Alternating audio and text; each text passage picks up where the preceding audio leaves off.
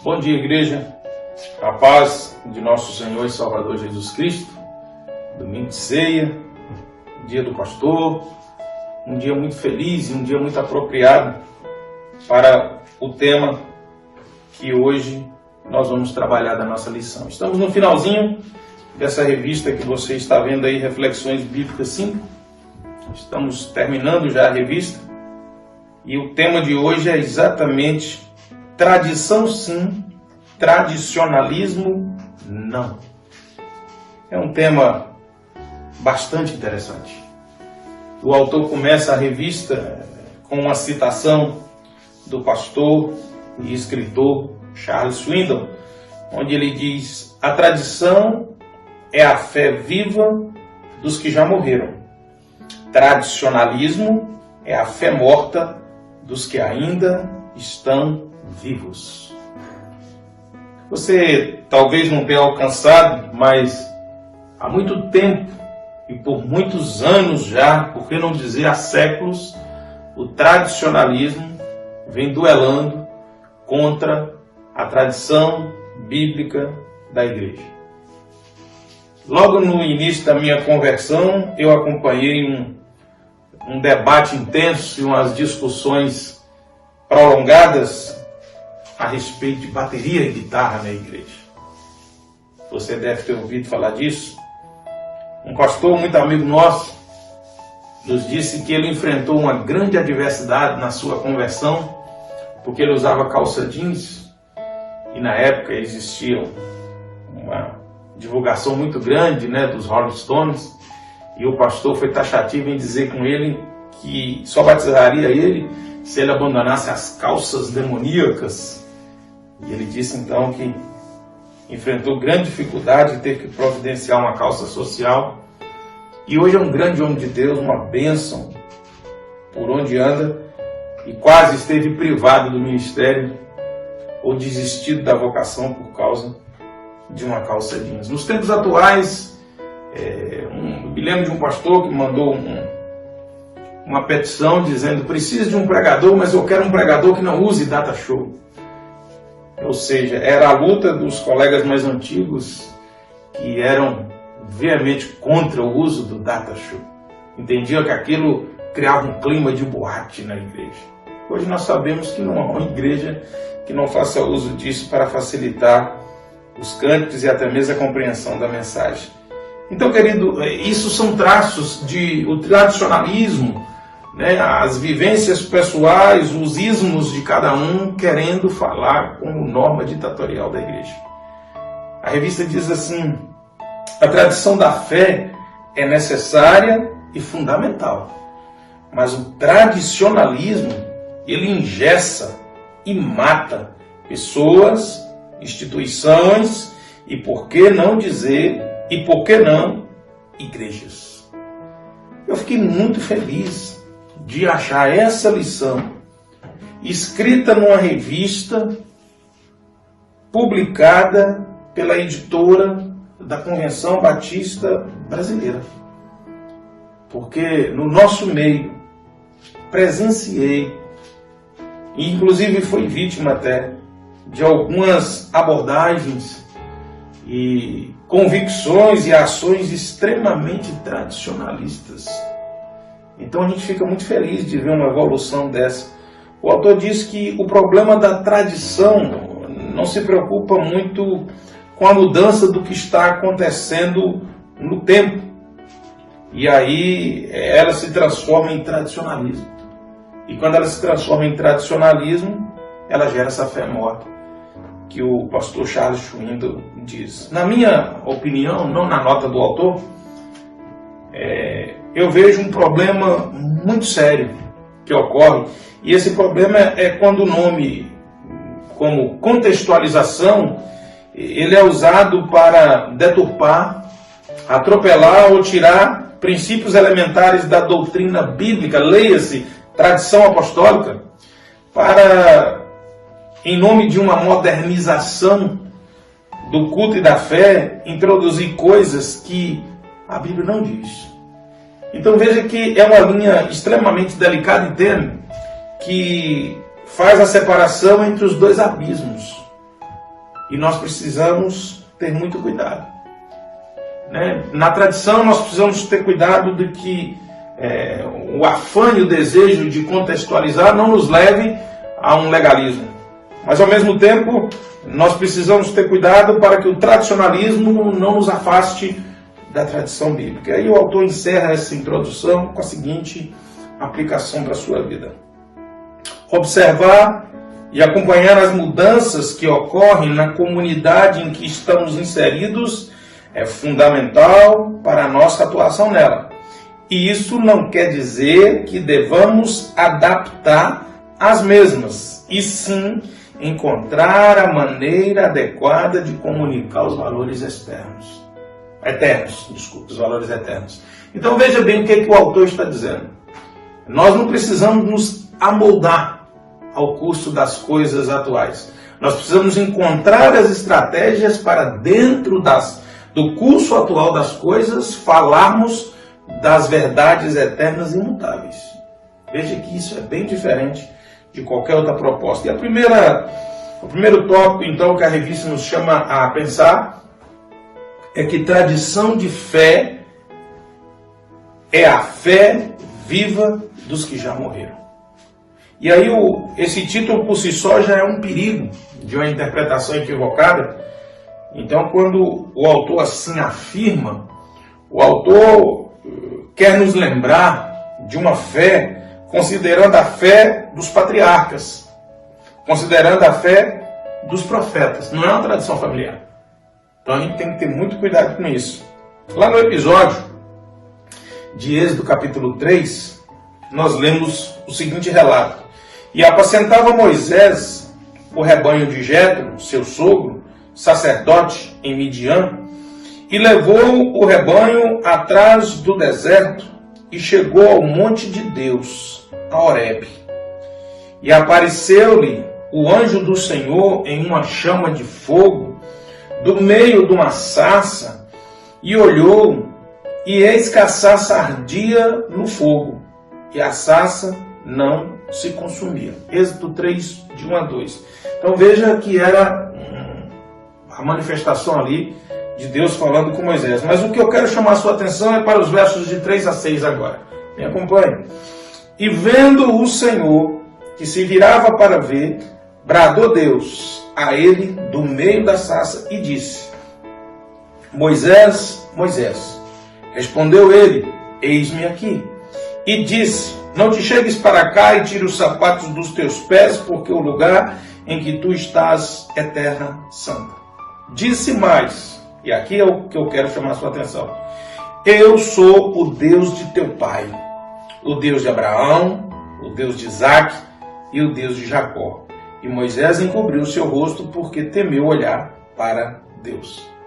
Então veja, querido, que isso aqui é a revelação de Deus da tríade patriarcal: Abraão, Isaque e Jacó.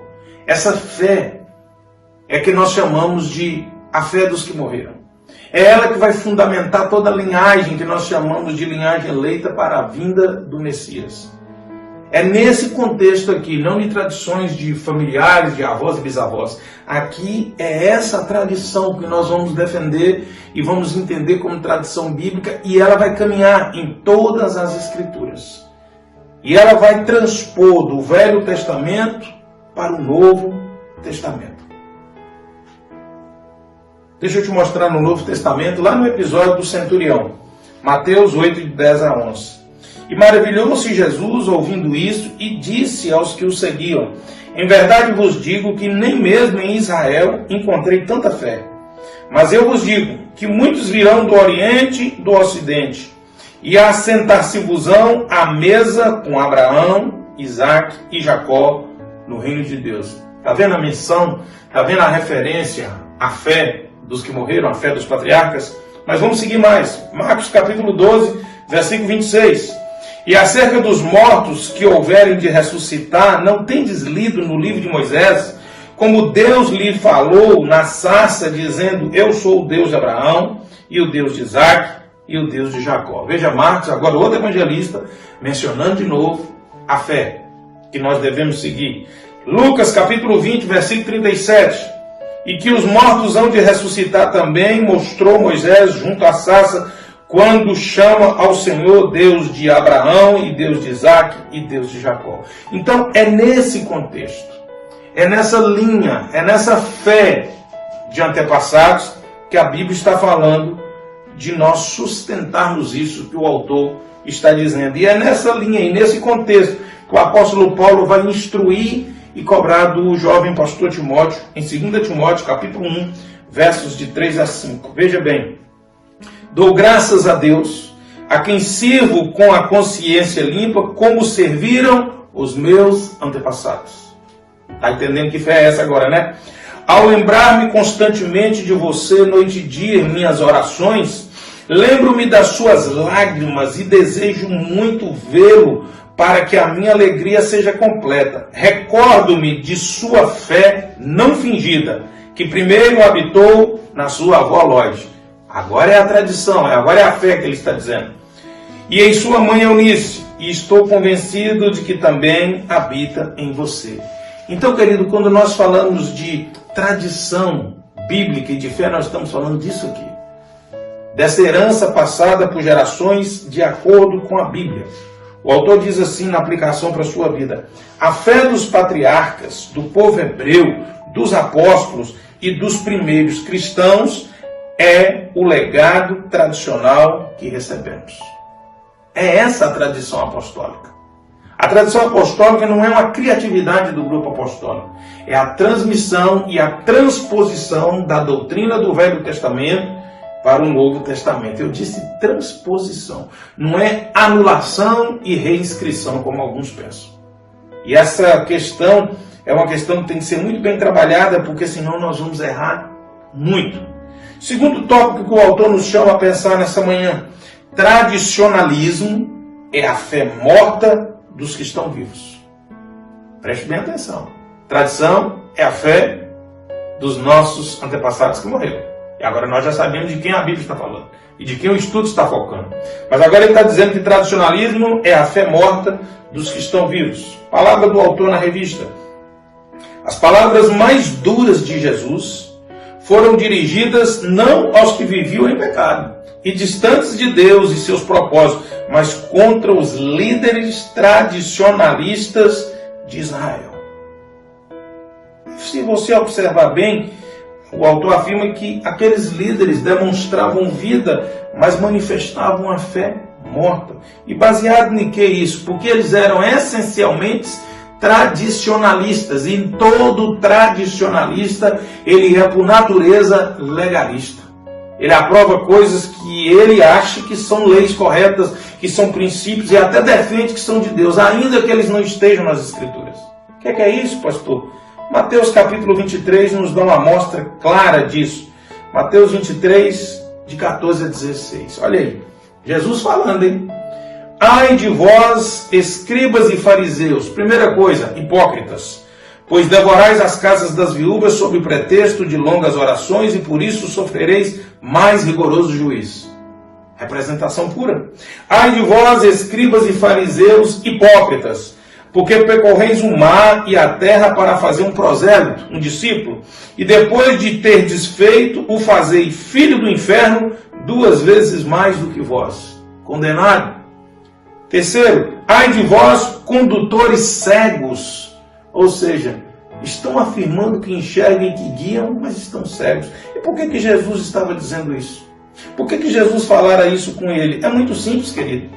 Porque o erro mais comum que existe na questão da tradição é a transposição. Eu volto nessa questão com você. É a transposição do Velho Testamento para o Novo Testamento. Essa transposição nós precisamos entender que ela se dá com a eliminação de alguns ritos cerimoniais, porque eles apontavam para aquilo que ia ocorrer e que ocorre já no Novo Testamento. Então eles são simplesmente, por ordem e por natureza da evolução bíblica, dispensados. Pastor, não estou entendendo. Filipenses capítulo 3, versos de 2 a 3. Guardai-vos dos cães. Olha como é que se refere a esse grupo, hein? Guardai-vos dos maus obreiros, guardai-vos da circuncisão. A circuncisão carnal, física. Porque a circuncisão somos nós que servimos a Deus em espírito e nos gloriamos em Jesus Cristo e não confiamos na carne. Nós sabemos que havia uma casta de judeus convertidos que defendiam que a obra de Cristo seria completa se honrasse algumas coisas da lei. É o cristianismo judaizado, que hoje está em moda de novo em muitos lugares. E o que era isso? Ele defendiam, por exemplo, que mesmo a pessoa crendo em Jesus, entregando a vida para Jesus e batizando, ele não podia abrir mão da circuncisão, que era a marca do povo de Deus no Velho Testamento. A marca do Novo Testamento é o batismo. E vou mostrar para você agora na palavra. Colossenses 2, de 10 a 12. E estáis perfeitos nele, que é a cabeça de todo principado e potestade, no qual também estáis circuncidados, com a circuncisão não feita por mão, no despojo do corpo dos pecados da carne, pela circuncisão de Cristo. Olha, como é que é a circuncisão de Cristo? Sepultados com ele no batismo. Nele também ressuscitastes pela fé no poder de Deus que o ressuscitou dentre os mortos. Então veja bem, aí eu explico para você, não é um abandono e uma recriação de doutrina. A marca no Velho Testamento estabelecida por Deus era a circuncisão na carne. Agora vem a nova aliança. Agora vem a graça do Evangelho. A marca de Deus continua existindo. A circuncisão continua existindo. O cerimonial que mudou. Agora não é mais um corte na carne como era feito na velha aliança. Agora é o sepultamento nas águas. Lembrando você que no Velho Testamento dizia: é para todo homem que se diz, para todo aquele que quer se filiar, para todo aquele que quer aceitar a aliança como filho de Deus, fazer a circuncisão na carne. Então no Novo Testamento ela permanece a exigência. O que mudou foi o rito cerimonial. Então é isso que nós precisamos entender, e é isso que eu estou dizendo para você, e insisto com você, que nós chamamos de transposição do Velho Testamento para o Novo Testamento. A circuncisão, ela apontava para a obra redentora de Jesus. É o sinal através do qual nós seríamos marcados como pertencentes a Cristo, assim como no Velho Testamento. Terceiro tópico: preservar a tradição, sim. O tradicionalismo, não. Preste bem atenção nesse tópico, porque, embora o autor tenha concentrado a explicação dele na questão da quebra dos paradigmas e de algumas coisas antigas para trazer a comunicação do Evangelho no tempo moderno, e eu concordo com ele, há muita coisa do tempo antigo que não se aplica mais ao nosso tempo. Eu começo desde a vestimenta, que não é compatível talvez com o nosso tempo, em função do calor, ambiente, mas eu quero, como diz os jurados, né, com toda a vênia, sem querer ofender o autor da revista, mas eu quero me ater à literalidade do título que ele escolheu.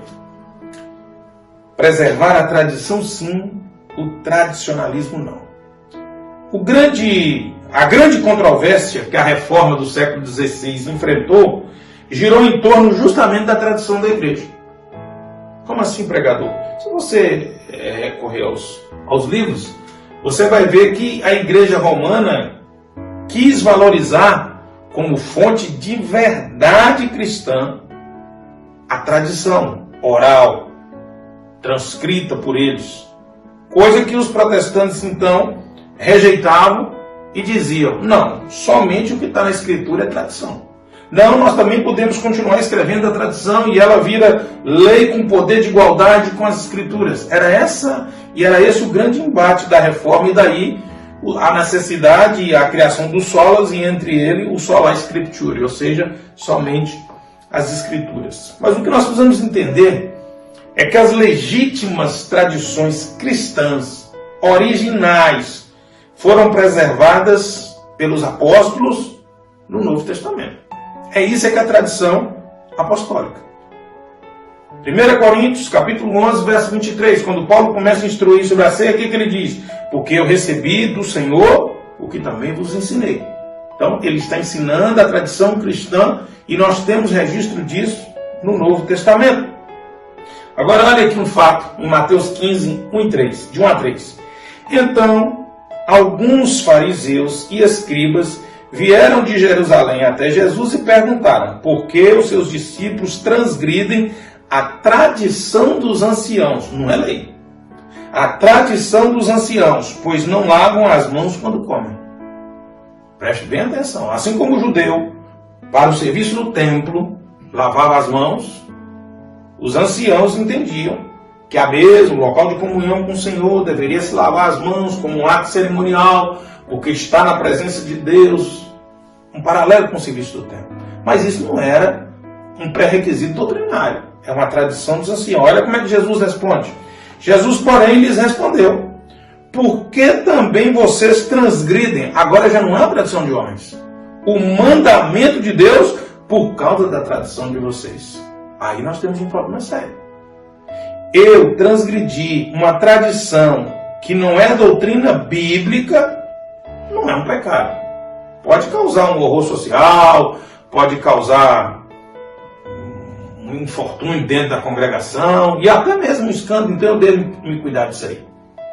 Mas eu transgredi um mandamento bíblico em nome de uma tradição humana, é isso que Jesus está dizendo e é esse o problema. E querido, no decorrer dos séculos, a igreja vem acolhendo ensinos e vem aceitando práticas para os quais não há nenhuma evidência, nenhum precedente bíblico. Eles são claros conflitos de incompatibilidade com os textos e com a concordância bíblica.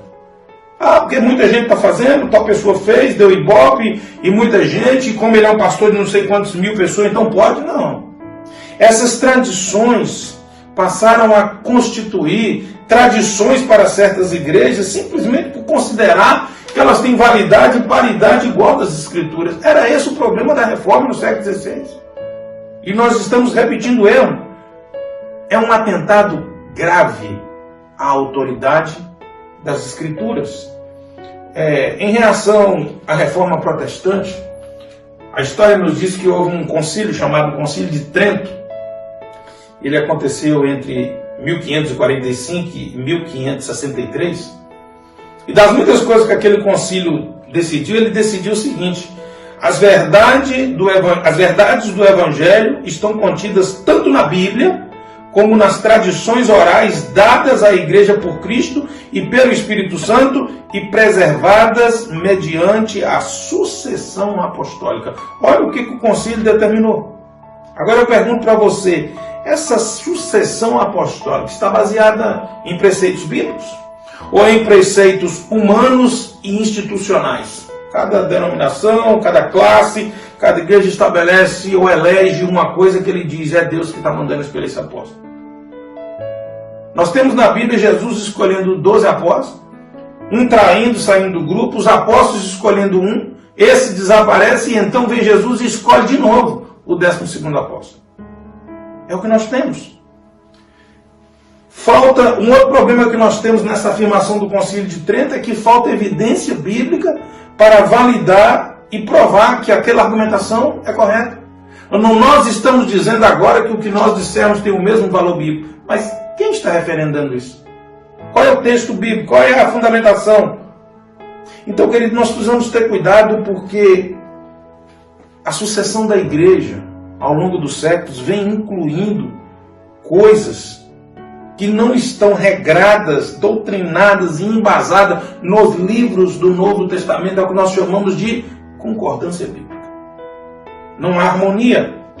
A Confissão de Fé de Westminster, ela aconteceu no ano de 1643, durante o período da Guerra Civil Inglesa, que foi de 1643 a 1649, e ela constituiu e estabeleceu muitas coisas. Mas uma das coisas com relação à tradição que a Confissão de Fé de Westminster foi taxativa, ela diz, as tais tradições acrescidas, por importantes que sejam, são construções humanas e não podem ser incluídas na categoria de verdades reveladas e divinamente inspiradas. Isso vale. Agora o pastor César disse que o Espírito falou, ele está escrevendo um livro. Não existe isso, irmão. O cânon bíblico está fechado.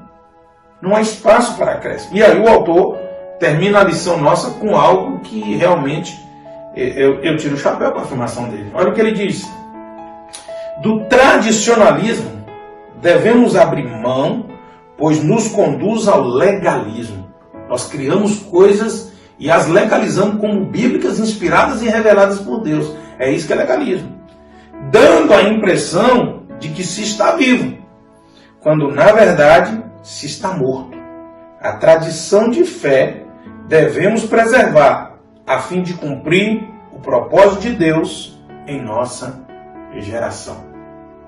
Eu não vou citar o autor, nem o que foi, mas eu me recordo que no início da minha conversão, o mundo, não foi só o Brasil, o mundo foi tomado por uma doutrina e por um pregador que tinha uma maneira pessoal criada por ele de proclamar o Evangelho e afirmar o domínio do Espírito Santo na sua proclamação. Os anos se passaram, e tempos depois eu vi uma entrevista dele pedindo desculpa, porque ele dizia que aquilo que ele fazia na realidade não era de Deus. Mas a vida inteira ele havia afirmado que foi Deus que tinha mandado fazer. Então imagine como é que isso é sério. É muito sério, querido. Eu convido você nessa manhã a ficar com o que foi afirmado e defendido lá no século XVI. Somente as Escrituras. O que Deus falou está na Bíblia. O que Deus fundamentou, o que Deus doutrinou, está na Bíblia. Não está na Bíblia, tenho dificuldades de entender que é Deus dando direção e determinando. Pense nisso nessa manhã e vamos orar. Deus Todo-Poderoso, Criador do céu e da terra, cremos e queremos nos ater e apegar que a Tua palavra é a verdade e que não há verdade fora da Tua palavra. Assim, Deus, nós declaramos mais uma vez que a Tua palavra é o nosso manual de fé, de regra e de prática. E assim queremos permanecer. Em nome de Jesus. Amém? Que Deus abençoe. Um bom domingo. O Senhor derrame graça sobre a sua vida. Se você não conseguiu agendar para estar no culto presencial, porque já completou o quantitativo, prepare pão, prepare suco de uvas para você celebrar aí mesmo, acompanhando o culto, a ceia do Senhor. Fica com Jesus e até logo mais, em nome de Jesus.